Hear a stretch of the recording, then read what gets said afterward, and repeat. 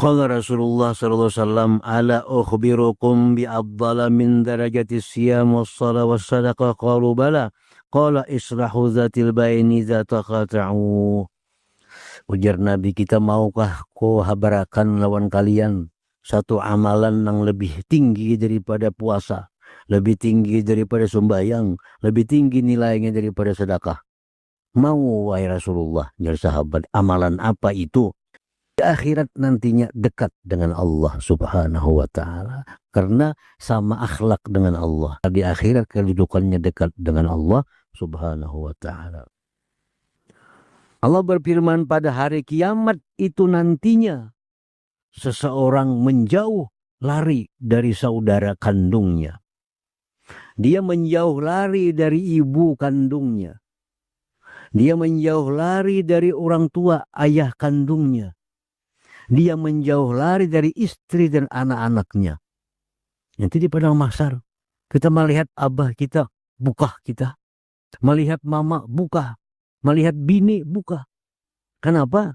Karena kita khawatir kalau mereka itu akan menuntut hak kepada kita. Coba kita melihat ke atas. Melihatlah dia ke atas. Apa yang kau lihat, jar Tuhan, di atas? Hamba melihat di atas ada kota yang berisi dengan gedung-gedung yang dibuat daripada emas pirak ditatah permata. Ya Allah, itu kota, itu gedung milik Nabi siapa? Itu gedung-gedung milik orang syahid siapa? Itu ya Tuhan, gedung-gedung itu bukan ampun Nabi-Nabi, bukan. Bukan ampunnya orang syahid-syahid, bukan. Itu gedung-gedung bagi orang yang mampu membayar kepadaku. Siapa nang kau bayar gedung tu ya Tuhan, ku berikan kepada dia. Siapa nang kau nukarin itu lawan pian? Siapa nang kau nukarin gedung-gedung itu? Kalau ujar Tuhan, anta tamlikuhu, ikam nih, ikam bisa nukari itu. Lawan apa nukari ya Allah?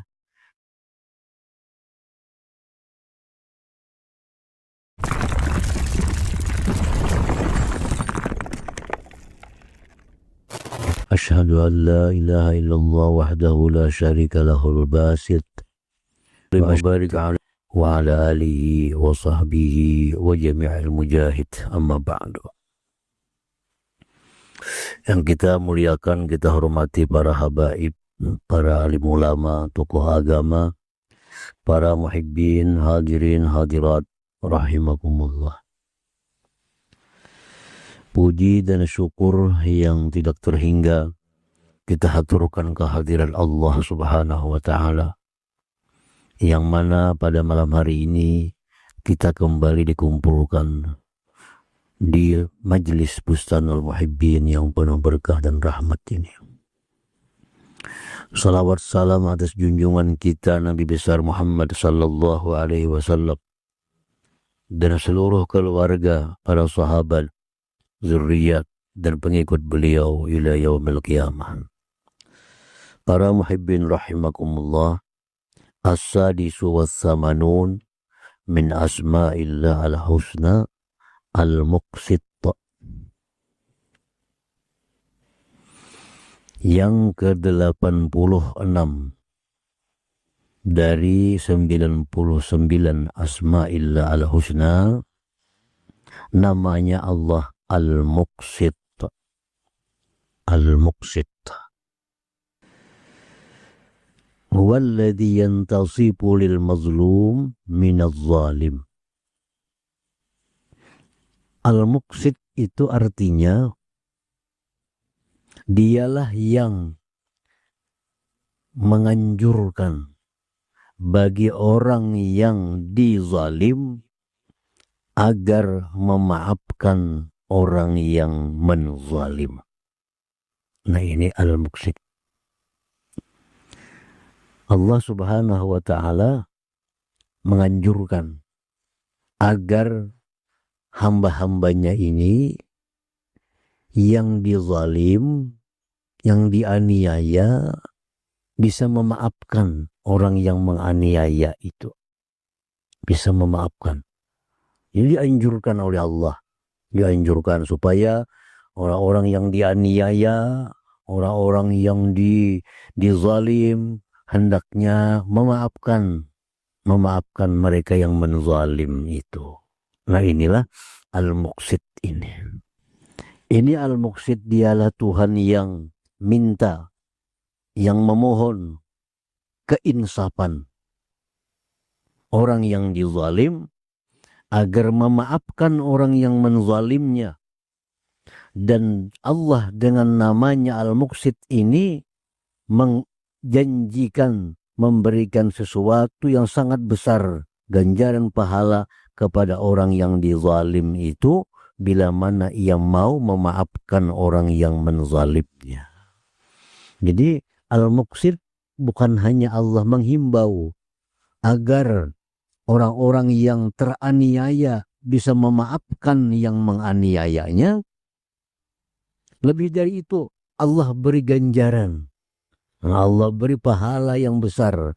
Siapa-siapa yang mau memaafkan kesalahan orang-orang yang zalim, siapa mau memaafkan kesalahan orang-orang yang menganiaya itu, diberi ganjaran yang sangat besar oleh Allah Subhanahu wa ta'ala. Nah inilah al-muqsit ini. Al-muqsit. Ini baik dalam dunia, baik di akhirat. Sampai di akhirat Allah tuh menghimbau. Dalam dunia sudah banyak. Dalam Al-Quran Allah menyebutkan ayat-ayat betapa mulianya orang yang memaafkan. Hadis-hadis Nabi banyak menyebutkan fadilah keutamaan orang-orang yang memaafkan kesalahan orang. Sampai di akhirat kaina. Sampai di akhirat kain tetap Allah masih meminta, memohon kepada hambanya agar yang merasa dizalim maafkan yang menzalim itu. Maafkan yang menzalim itu. Sampai di akhirat nanti Allah masih menghimbau hamba-hambanya itu. Bukan hanya dalam dunia. Wa misaluhu ma ruwiya 'anil Nabi sallallahu alaihi wasallam annahu bainama huwa jalis iz dhahika hatta badat sanaya faqala Umar radhiyallahu anhu bi abi anta wa ummi ya Rasulullah ma alladhi adhakak qala rajulani min ummati jasaya baina yaday rabbil izzah faqala ahaduhuma ya rab khudh li mazlimati min hadha فقال الله عز وجل رد على أخيك مظلمته فقال يا ربي لم يبق لي من حسنات شيء فقال عز وجل للطالب كيف نصنع بأخيك لم يبق من حسناته شيء فقال يا ربي فليحمل عني من أوزاري. Sewaktu Rasulullah Shallallahu Alaihi Wasallam duduk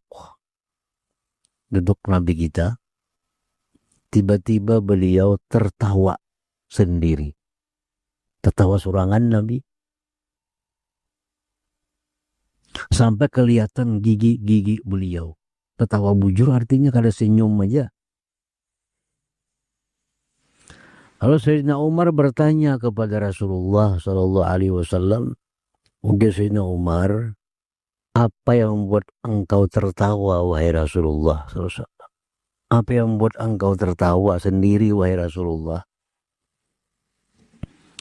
Lalu ujar Nabi, ada dua orang umatku duduk bertekuk lutut di hadapan Allah Subhanahu wa ta'ala. Ini dua umat Nabi duduk bertekuk lutut di hadapan Allah. Ujar yang satunya, ya Allah, nih yang di sebelah ulun ini lah, ini dalam dunia menzalim ulun. Maka hendaklah dia bayar kezalimannya itu di sini. Lalu ujar Tuhan, wahai yang menzalim, bayar terhadap orang yang kau zalim ini, bayari. Di akhirat itu bayarnya kada ada lagi duit, kada ada lagi pukulan, bayarnya adalah bayar amal. Bayar amal. Jadi pahala sembahyang dibayarkan ke orang yang dizalim nih. kita bersedekah, pahalanya dibayarkan lawan orang yang kita zalim nih. Yang kita zalim misalnya orang yang kita fitnah, orang yang kita hinakan, orang yang kita gibah, orang yang kita curi hartanya, orang yang kita ganggu bininya, itu orang yang dizalim. Ini Tuhan ayo bayari.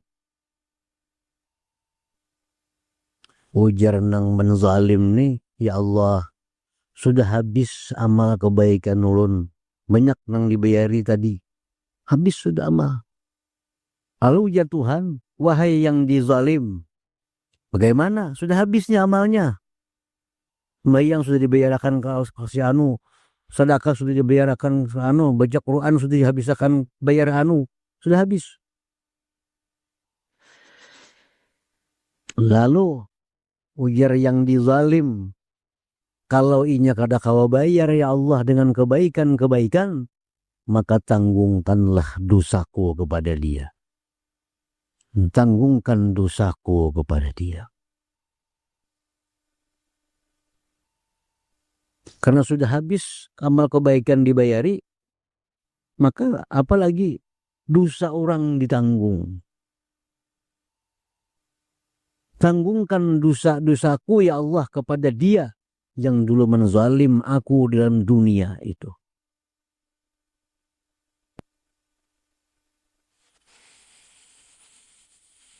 Nah, jadi banyak kena di akhirat itu orang yang dalam dunia kada pernah berzina, tahu-tahu dalam catatan amal ada dosa berzina. Jangan takajud, wah ya Allah, hamba kada pernah berzina, kenapa ada berzina? Oh, ternyata ada orang yang penzina, kita gibah, ada orang yang penzina, kita zalim, maka dosa itu ditanggungkan kepada kita. Itu di akhirat disidang oleh Allah Subhanahu wa ta'ala. Ya Allah, kalau dia kada bisa bayar dengan kebaikan-kebaikan, tanggungkan dosa-dosaku kepada dia. Ujar yang dizalim ini di hadapan Allah Ta'ala. Summa fadat aina Rasulillah sallallahu alaihi wasallam.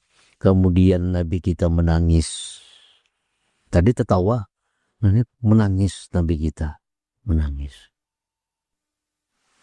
Wa qala inna dzalik la yaumun azim yauma yahtajun nas ila ayyuhmal anhum min auzarihim. Ujar Nabi, itu hari akhirat nanti, hari yang besar. Hari yang besar di mana setiap manusia ingin ada orang yang menanggungkan dosa-dosanya. Di akhirat tuh semuaan orang kepingin ada orang lain yang mau menanggungkan dosa-dosanya. Nah, oleh karena itu masing-masing orang di akhirat itu ingin ada orang yang mau menanggungkan dosanya. Allah berfirman dalam Quran, yauma yafirrul mar'u min akhihi wa ummihi wa abihi wa sahibatihi wa banihi. Allah berfirman, pada hari kiamat itu nantinya seseorang menjauh lari dari saudara kandungnya. Dia menjauh lari dari ibu kandungnya. Dia menjauh lari dari orang tua ayah kandungnya. Dia menjauh lari dari istri dan anak-anaknya. Nanti di padang mahsyar kita melihat abah kita, buka kita. Melihat mama, buka. Melihat bini, buka. Kenapa? Karena kita khawatir kalau mereka itu akan menuntut hak kepada kita. Kita khawatir kalau mereka itu akan menjadi beban kita di hadapan Allah Subhanahu wa ta'ala. Jadi ujar Tuhan, wahai orang yang dizalim, ini sudah habis pahalanya kada lagi. Ini banyak orangnya hutang.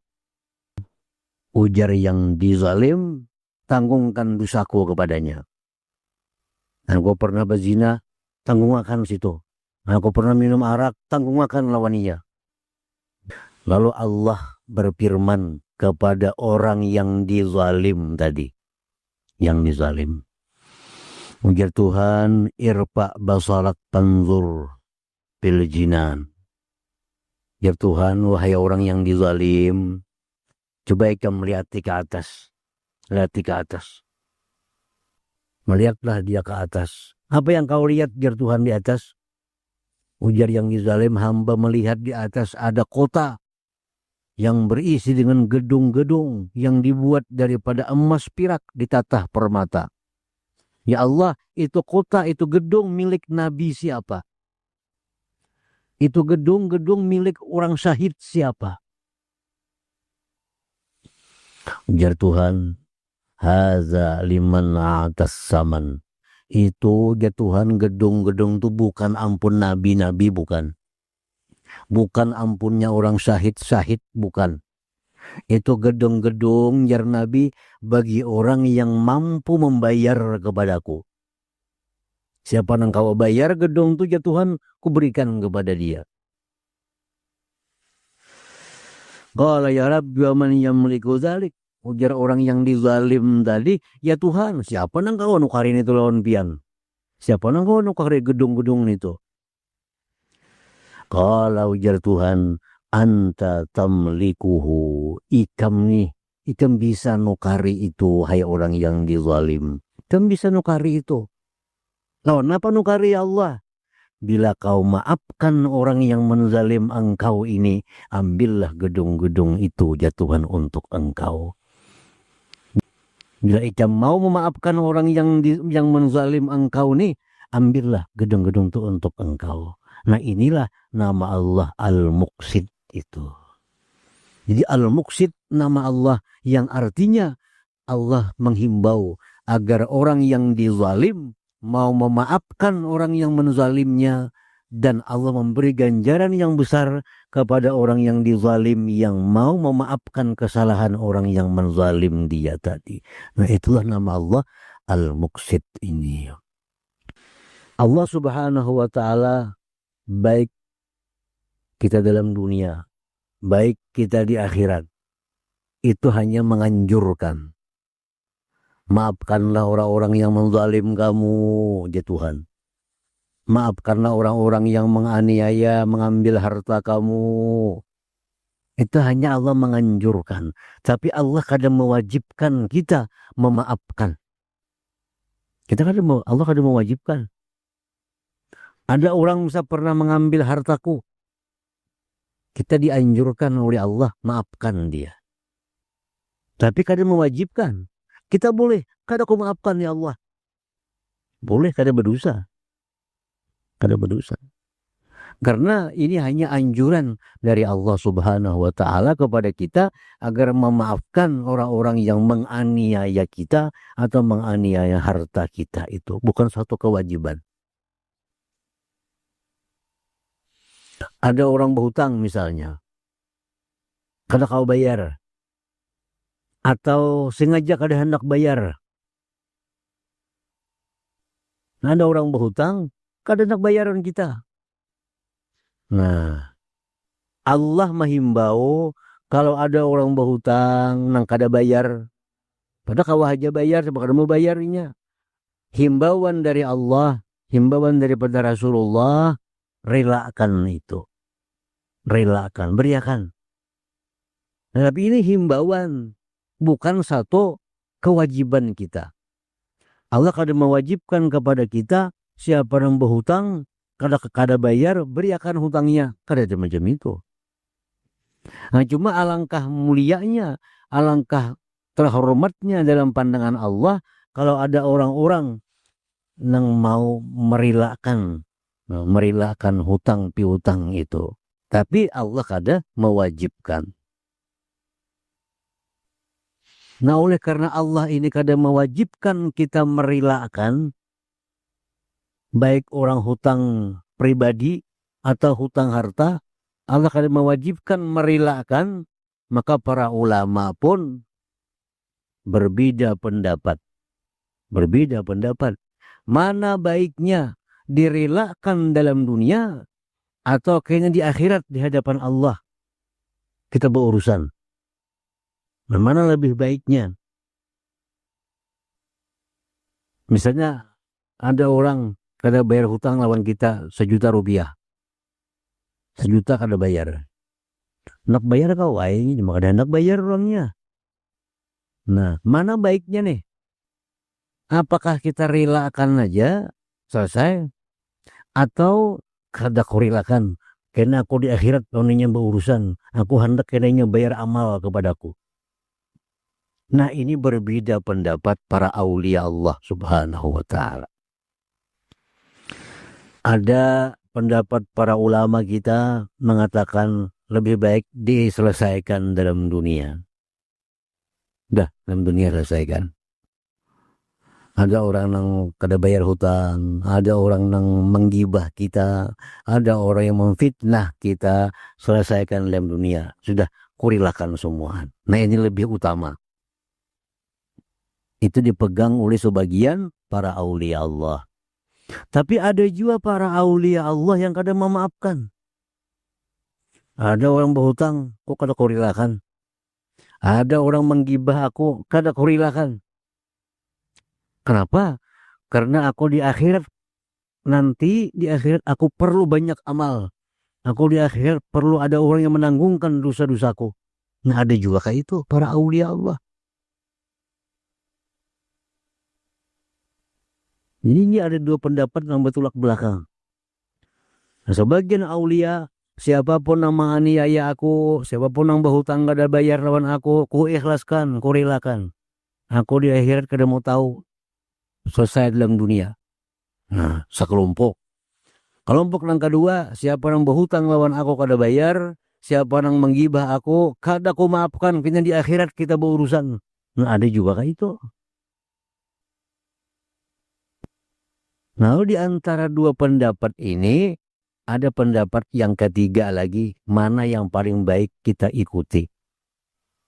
Apakah kita umpat pendapat para ulama yang sudah ikhlaskan aja, selesaikan dalam dunia. Atau umpat pendapat yang kedua, kita di akhirat kita berurusan. Kita hendak perlu orang supaya bayar amal kepada kita. Kita di akhirat perlu kepada orang yang menanggungkan dosa kita. Nah, mana kita umpati antara dua pendapat ini? Nah, jadi pendapat kelompok ulama yang ketiga ini bertakwil. Kalau orang itu kada bayar hutang lawan aku karena dia memang susah.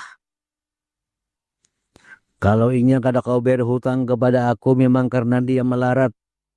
Sudah, ku ikhlaskan dalam dunia. Ku ikhlaskan dalam dunia. Tapi bagi ada orang-orang yang kada bayar hutang kepada aku karena kada hendak bayar padahal kau aja bayar. Ini kada ku ikhlaskan. Ya, akhir kita akan kutuntut di hadapan Allah Subhanahu wa taala. Nah, ini pendapat yang ketiga. Ini ketiga-tiga pendapat itu masih diakui sebagai pendapat para ulama-ulama kita. Boleh hendak umpat yang pertama, boleh hendak umpat yang kedua, boleh hendak umpat yang ketiga. Karena Allah kada mewajibkan kita memaafkan itu, cuma menganjurkan. Jadi itulah tadi nama Allah Al-Muqsit. Nah, panjang artinya Al-Muqsit ini. Kayak misalnya kan Al-Jami yang maha menghimpun, Al-Ghani yang maha kaya. Kalau Al-Muqsit ini artinya yang menganjurkan kepada orang dizalim agar memaafkan orang-orang yang menzalimnya. Nah, itu Al-Muqsit artinya. Al-mu'min bismillahil muqsit ayyakuna muslihan baina zatil bain. Kalau kita sudah tahu, kita sudah percaya bahwa Allah Ta'ala punya nama Al-Muqsit, maka bagaimana orang yang beriman itu mestinya, maka hendaklah dia itu muslihan baina zatil bain, mendamaikan antara dua orang yang berperkara. Ada orang bilang bahwa, nah, damaikan. Ini bukti keimanan kita dengan nama Allah Al-Muqsit itu. Allah aja mendamaikan. Ini dua orang bertuntut nih. Yang saya kong bayar, kita menzalim aku. Yang saya kong aku bayar, aku habis. Ini Tuhan dah berdamai aja dah. Nah, kita berdamai aja, aku beri hadiah bila berdamai. Nah, itu akhlaknya Allah. Nah, kita beriman dengan nama Allah Al-Muqsit ini pun dituntut demikian, bahwa kita mendamaikan dua orang yang sedang bermasalah, dua orang yang berperkara. Nah, didamaikan. Kalau perlu diiming-imingi, baik berdamai dah, berusaha bersoal. Mereka mendamai, beri hadiah apa misalnya. Nah, mencontoh akhlak Allah Subhanahu wa ta'ala.